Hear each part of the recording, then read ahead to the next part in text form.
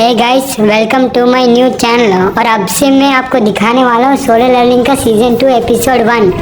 आप एंजॉय कीजिए और सब्सक्राइब करना ना भूलें। आज से हम स्टार्ट करने जाने वाले हैं सोलो लेवलिंग के सीजन 2 को। लास्ट एपिसोड में हमने देखा था कि जिनू शैडो मोनार्क बन चुका था और उसने इग्लिस के शैडो को भी एक्सट्रैक्ट कर लिया था। फिर हम देखते हैं कि जिनू गेट से बाहर आ जाता है। आगे वो अपने घर जाके सो रहा होता है, पर तभी उसको जिना का कॉल होता है। जिनू से कहती है कि क्या तुम अभी भी सो रहे हो? जिनू कहता है कि हाँ, मैं थोड़ा सा थक गया था। जिनू को बता दिया कि 2 बज गए हैं। ये सुन के जिनू एकदम से अपने बिस्तर से उठ जाता है। फिर जिनू से कहती है कि तुम्हें तो पता है ना, आज पेरेंट टीचर मीटिंग है। जिनू पूछता है कि मुझे वहाँ कब तक आना है? जिना बताती है 5 बजे। जिनू कहता है कि तुम चिंता मत करो, मैं लेट नहीं हूँगा। जिना कहती कि मुझे पता है, पर जब तुम यहाँ पहुँचोगे तो मुझे एक कॉल जरूर करना। जिनू को जिना के होम टीचर से मिला था। वो अपने कपड़ों को देखता है। वो समझ जाती है कि उसे कुछ अच्छे कपड़े पहन के जाना चाहिए। आगे हम देखते हैं कि जिनू बैंक में अपना डेबिट कार्ड और बैंक अकाउंट अपडेट करने आया होता है। बैंक की एक एम्प्लॉय जिनू का बैंक अकाउंट अपडेट कर देती है। तभी वो जिनू के अकाउंट में 1.4 बिलियन वॉन को देख के शॉक हो जाती है। वो जिनू से पूछती है कि तुम काम क्या करते हो? जिनू बताती है कि मैं एक हंटर हूँ। बैंक एम्प्लॉय को पता होता है कि हंटर अच्छा खासा कमा लेते हैं। वो सोच रही होती कि जिनू कोई हाई रैंक का हंटर होगा। तभी मौके पे वो बैंक एम्प्लॉय जिनू को अपने बैंक में न्यू इन्वेस्टमेंट में इन्वेस्ट करने को कहती है, पर जिनू तुरंत मना कर देता है। जिनू जिना के स्कूल आ जाता है। जिनू को देख के जिना अलग ही मुंह बना लेती है। वो जिनू से कहती है कि तुम कौन हो? तुमने असली जिनू के साथ क्या किया? जिनू से पूछता है कि क्या मैं अच्छा नहीं दिख रहा? जिना कहती है मुझे कोई आइडिया नहीं, कोई इतना कैसे चेंज हो सकता है? जिनू उससे कहता है कि मुझे तुम्हारे होमरूम टीचर से मिला था, क्या मुझे कोई स्लाइड के साथ ट्रैक सूट को पहनना चाहिए था? फिर जिनू को होमरूम टीचर के पास ले जा रही होती है। सारी लड़कियां जिनू को देख के शॉक हो रही थी। तभी जिनू से कहती है कि तुम तो काफी पॉपुलर हो और देखा जाए तो तुम्हारी कोई गर्लफ्रेंड भी नहीं है, क्या मैं इधर किसी से तुम्हारी सेटिंग करा दूं? लेकिन जिनू उसके गाल पकड़ के खींचता है और उसे चुप करा देता है। आगे वो जिना के होमरूम टीचर से मिलता है। जिना के होमरूम टीचर जिनू से कहती है कि मुझे नहीं पता था कि जिना का भाई इतना हैंडसम है। जिनू मन में कह रहा होता है कि वो भी इस स्कूल से ग्रेजुएट हुआ है, पर वो इनसे पहली बार मिल रहा है। आगे वो टीचर जिनू को बताती है कि जिना के ग्रेड्स काफी अच्छे है, वो जिनकी भी बहुत अच्छी है, तो तुम्हें उसकी चिंता करने की कोई भी जरूरत नहीं है। मुझे उसके फ्यूचर की भी कोई चिंता नहीं है। तुम्हें तो जिना का गोल पता ही होगा, उसे स्कूल के मेडिकल को अटेंड करना है। जिनू कहता है कि हाँ मुझे पता है। आगे टीचर बताती है कि जिना के practical score, grades, report card सब कुछ एक्सीलेंट है। वो अपने गोल को हासिल भी कर सकती है, फिर भी उस पर कुछ ज्यादा प्रेशर मत डालना। जिनू कहता है मैं समझ गया। टीचर जिनू से कहती है कि तुम एक हंटर हो ना, अगर जिना अवेक हो जाए तो तुम क्या उसे हंटर बनने दोगे? जिनू कहता है बिल्कुल भी नहीं। टीचर कहती है कि मैं समझ गई। मैंने तुमसे ये इसलिए पूछा क्योंकि एक स्टूडेंट स्कूल छोड़ना चाहती है क्योंकि वो अवेक हो गई है और वो कुछ दिनों से स्कूल में भी नहीं आ रही। अगर ऐसे चलता रहा तो स्कूल को उस पर एक्शन लेना होगा। अगर वो हंटर भी बन गई तो कोई बात नहीं, लेकिन कम से कम उसे अपना ग्रेजुएशन तो कम्प्लीट करना चाहिए। जिनू उससे पूछ रैंक क्या है? टीचर बताती कि मुझे हंटर के बारे में कुछ खास तो पता नहीं, लेकिन जितना मैंने सुना है उसका रैंक सबसे लोएस्ट है। जिनू समझ जाती है कि उसका रैंक ई है और जिनू खुद भी एक ई रैंक हंटर रह चुका है, तो वो समझ जाता है कि उससे मरने में जरा सा भी टाइम नहीं लगेगा। टीचर जिनू से कहती है कि अगर तुम्हें कोई परेशान नहीं है तो तुम क्या एक काम करोगे? वैसे वो जिना की एक फ्रेंड है, तो क्या तुम उसको कम से कम स्कूल फिनिश करने के लिए मनाओगे? जिनू उनसे कहता है कि क्या वो जिना की फ्रेंड है? टीचर कहती है हाँ, उसका नाम है हान सोंगी। फिर हमें इवनिंग में दिखा दिया जहाँ जिनू एक अपार्टमेंट के नीचे आकर खड़ा था। तभी वहाँ पे एक लड़की आती है जो कोई और नहीं बल्कि सोंगी ही होती है। सोंगी जिनू से कह रही होती है कि मिस्टर आप यहाँ पे क्या कर रहे हो? क्या आप वही हंटर हो जिसे टीचर ने मुझसे बात करने के लिए कहा था? जिनू सोंगी को उसकी और जिना की फोटो दिखाता है और पूछता है कि क्या तुम इस लड़की को जानती हो? क्या तुम इस लड़की की फ्रेंड हो? सोंगी कहती है कि हाँ, ये तो जिना है। क्या आप उसके बड़े भाई है? मैं आपसे मिलने हॉस्पिटल में आई थी जब आप एडमिट थे। अब मुझे सब समझ आ रहा है, आप मेरे होमरूम टीचर को कैसे जानते हो, क्योंकि आप जिना के बड़े भाई हो। जिनू उससे कहता है कि वैसे हमारी कुछ ज्यादा जान पहचान नहीं है। फिर जिनू उसे डेंजन के बारे में बताने लगता है। रेगुलर अटैक मैजिक बीस्ट पे काम नहीं करते, तुम्हारे पास एक हथियार होना चाहिए, पर तुमने हथियार भी ले लिया तो वो ज्यादा नहीं टिकेगा, तुम्हें बार बार उन्हें खरीदना होगा। इसलिए ई रैंक हंटर को प्रॉफिट कमाने में बहुत ज्यादा मुश्किल होती है। क्या तुम बिना हथियार लड़ने के बारे में सोच रहे हो? ये मत कहना कि तुम बस पैसे कमाने के लिए हंटर बनना चाहती हो। लेकिन सोंगी जिनू से कह रही होती कि आप यहाँ पे मुझे लेक्चर देने आ रहे हो तो इसके बारे में बोल जाओ, आप भी तो मेरी तरह एक ई रैंक हंटर हो। जिनू मन में कह रहा होता है कि मुझे पता था कि ये लड़की जिद्दी होगी। खैर मैं भी तो ऐसा ही था। वो उसे कह रहा था कि चिंता मत करो, मैं तुम्हें यहाँ क्विट करने के लिए मनाने वाला नहीं हूँ। जिनू मन में कहता है जब तक तुम उस खतरनाक दुनिया को अपने आंखों से नहीं देखोगी तुम्हें कुछ भी समझ नहीं आने वाला। सोंगी कहने लगती है कि तो आप यहाँ पे क्यों आए हो? जिनू उससे कहता है कि मैं तुम्हें ग्रेट हंटर बनाने वाला हूँ। फिर हमें एयरपोर्ट को दिखा दे जहाँ हम डांस को आया होता है। उसका वेलकम करने जिनसुल भी आया था। डांसू जिनसुल से कहता है कि हंटर गिल्ड को मुझसे क्या काम, तुम यहाँ पे क्या करने आए हो? वैसे तुम्हें देख के मुझे अच्छा ही लगा है। जिनसुल उसे कहता है नॉर्मल सी बात है, एक एस रैंक का हंटर कोरिया में आया है, इस जिसकी इन्फॉर्मेशन हमारे सर्विलियंस डिवीजन टीम को पहले से ही पता चल गई थी। डोंगसू से कहता है कि क्या सर्विलियंस टीम तुम अभी भी उस बुड्ढे चेयरमैन बोगुन के लिए काम करते हो? तुम उसके राइट हैंड हो ना? अगर मैं तुम्हारी जगह होता तो मैं उस बुड्ढे की बैंड बजा के खुद राज करता। जिनसू उसे कहता है कि आप यहाँ पे कब तक रुकने वाले हो? डोंगसू से कहता है कि मैं यहाँ पे ज्यादा नहीं रुकने वाला, जैसे ही मेरा काम खत्म हो जाएगा मैं यहाँ से चला जाऊंगा। जिनसू से कहता है कि आपका काम ए रैंक के जिन्हो और डी रैंक के जिन्हो से तो नहीं है। डोंगसू से कहता है कि मुझे सर्विलेंस एजेंसी यही उम्मीद थी, तुम्हें पता होने के बाद भी तुम मुझसे पूछ रहे हो क्या तुम मुझे रोकोगे? जिनसू कहता है कि मैं तो बस अपना काम कर रहा था सर। तभी वो पीछे से 2 लो रैंक के हंटर को जाते हुए देखता है। डोंगसू जिनसू से कह रहा होता है कि मुझे तुम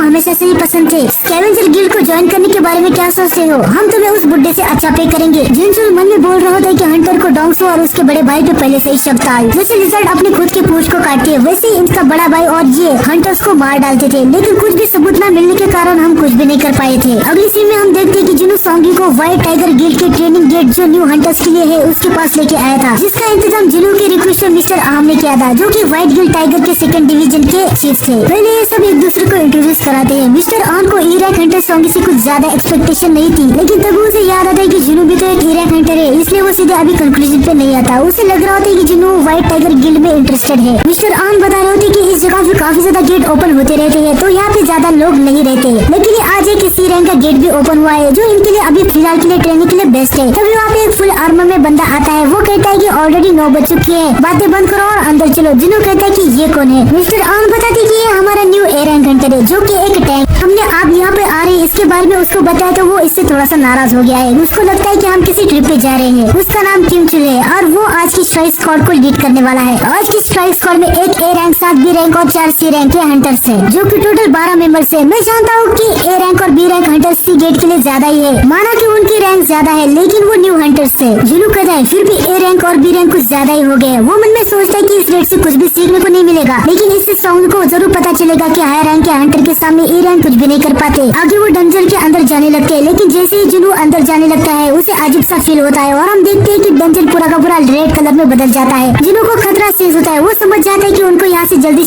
निकलना होगा। वो बाहर आने की कोशिश करता है पर नहीं आ पाता। वो जाते समय मिस्टर आन से कहता है कि मेन स्ट्राइक को जल्द से जल्द कांटेक्ट करे। आन भी समझ जाते हैं कि अभी मेन स्ट्राइक को कॉल करने से कुछ नहीं होने वाला है, इसलिए वो सीधा वाइल्ड गिल्ड के मास्टर को ही कॉल लगा देते हैं। मिस्टर आन मास्टर से कहते हैं कि एक सी रैंक का गेट अचानक से रेड गेट में बदल गया। ये सुनने के बाद white tiger guild master S rank का हंटर बेकिनो वहाँ खुद आ रहे होते हैं। आगे हमें एक बार फिर डोंगसू और जिनचुल को दिखाते हैं। डोंगसू जिनचुल से पूछता है कि मेरे भाई के अंतिम संस्कार का क्या हुआ? जिनचुल बताता है कि दुर्भाग्य से उसकी बॉडी ही नहीं मिली, क्या आप उसकी कब्र से मिलना चाहते हैं? डोंगसू कहता है कि नहीं, जो मर चुका है मुझे उसमें कोई भी इंटरेस्ट नहीं है, मैं जो बाकी कचरा बचा हुआ है उसमें इंटरेस्टेड हूँ। जिनचुल पूछता है कि तो मैं आपको कहाँ पे छोड़ू? डोंगसू कहता है और कहाँ? डंजन के पास, मुझे उन बेवकूफों को ढूंढना है, अगर वो हंटर है तो वही मिलेंगे। जिनचुल कहता है कि कोरिया में तो काफी तरह के गेट्स है, तो आप उनको कैसे ढूंढोगे? डोंगसू अपने मोबाइल में देखता है और उसे पता चल जाता है कि ई रैंक का हंटर जिन्हो अभी किसी डंजन में गया है। डोंगसू जिनचुल से कहता है कि डंजन के रूल्स बाहर की सोसाइटी से अलग है, तुम समझ गए ना मैं क्या कहने की कोशिश कर रहा हूँ? अगर मैं उसे डंजन के अंदर दफनाऊं या नहीं ये मेरी चॉइस होगी, तुम बस अपने काम पे ध्यान दो। जिनचुल कहता है कि मैं समझ गया सर। हमें जिन्हो और बाकी हंटर्स को दिखा दे जो अलग ही डायमेंशन में आ जाते हैं, जिधर हर तरफ बर्फ थी। उनको कुछ समझ नहीं आ रहा होता है कि वो लोग कहाँ पर आए हैं और गेट भी गायब हो जाता है। जिन्हो को फिलहाल यहाँ पे कोई गड़बड़ तो महसूस नहीं होती। सॉन्गी जिन्हो से पूछ रही होती कि कुछ तो गलत हुआ है ना, तभी उस पे कोई बर्फ के तीर से हमला कर देता है। जिन्हो उसे बहुत ही आसानी से पकड़ लेता है और उसे तोड़ देता है, लेकिन दूसरे एक मेंबर के सिर पे वो बर्फ का तीर लग जाता है और इनको पता चल जाता है कि इन पे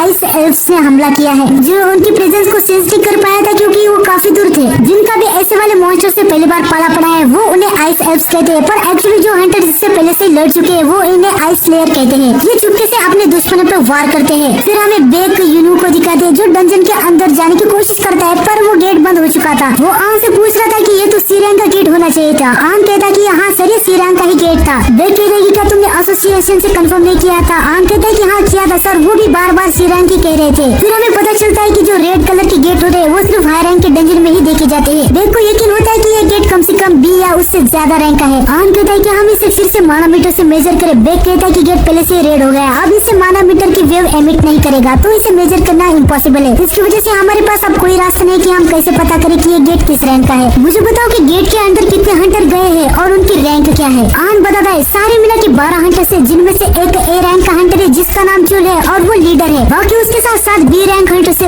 बेक मन में सोच रहा होता है कि ये गेट पक्का बी या ए रैंक का ही होगा। अगर ये एस रैंक का होता तो पूरे देश को इमरजेंसी सिचुएशन में डाल देता। आगे वो सभी को बताता कि अगर ये गेट बी रैंक का होगा तो कम से कम 3 या उससे ज्यादा ए रैंक हंटर चाहिए। अगर गेट ए रैंक का होगा तो 1 या उससे ज्यादा एस रैंक हंटर या फिर 10 ए रैंक हंटर होने चाहिए। इसका मतलब ये कि अगर ये गेट ए या फिर उससे ज्यादा रैंक का होगा तो उनके बचने के कोई चांस नहीं है। किस्मत अच्छी हुई तो ए और बी रैंक के कुछ हंटर बच सकते हैं। तभी आन कहता है कि एक और पल्सर गेट के अंदर गए है जिसपे मेरी कुछ दिनों से नजर है। बेग कहता है कि क्या एक हंटर जिसपे तुम नजर रखे हो कौन है वो, उसकी रैंक क्या है, ए या बी? लेकिन आन अपनी मुंडी हिला के नहीं कहता है। बेग खुशी से कह रहा है क्या तुम कहना चाहते हो वो एक एस रैंक का हंटर है जो हमारे न्यू हंटर के साथ गया है? आन बेग से कहता है कि नहीं सर, वो एक ई रैंक का हंटर है। फिर हमें डंजन के अंदर का सीन दिखाते हैं जहाँ जुनू समझ जाता है कि वो जो एल्फ स्लेयर है ना वो पहले कमजोर हंटर पे वार कर रहे हैं। जुनू मन में कह रहा होता है कि अगर वो यहाँ पे 2 महीने पहले आता तो इनके जो तीर है ना वो उसको लग सकते थे। आगे वो कह रहा होता है कि तुमको तो मैं अपने हाथों से ही मारूंगा। तभी क्यूंचल कहता है कि तुम लोग में से शायद किसी ने अब तक नोटिस नहीं किया होगा पर फिलहाल हम एक रेड गेट के अंदर है। इसका मतलब है कि कोई भी इस डंजन के अंदर नहीं आ सकता। ये गेट तभी ओपन होगा जब हम सारे मर जाए या फिर डंजन ब्रेक हो जाए। सॉन्गी जुनू से पूछ रही होती कि मिस्टर ये रेड गेट क्या होता है? जुनू बताता है कि एक स्पेशल गेट है जो दूसरे डायमेंशन से कनेक्ट है। जिससे कोई इसके अंदर अपना पैर रखता है उसका बाहर वाली दुनिया से कनेक्शन कट हो जाता है। इससे भाग नहीं सकते जब तक डंजन के बॉस को हरा ना दे या फिर डंजन ब्रेक ना हो जाए। दूसरे शब्दों में मैं कहूँ तो यहाँ पे हम सब अब फंस चुके हैं। तो आज के एपिसोड में इतना। हे गाइस, आपको ये वीडियो अच्छा लगा हो तो लाइक, शेयर और कमेंट कीजिएगा। और गाइस आपको एपिसोड 2 चाहिए तो कमेंट से पूरा भर दीजिएगा, मैं आपके लिए अपलोड करके रख दूंगा। ठीक है गाइस, टाटा बाय बाय सयानारा, और हम आपको अगले एपिसोड में मिलेंगे।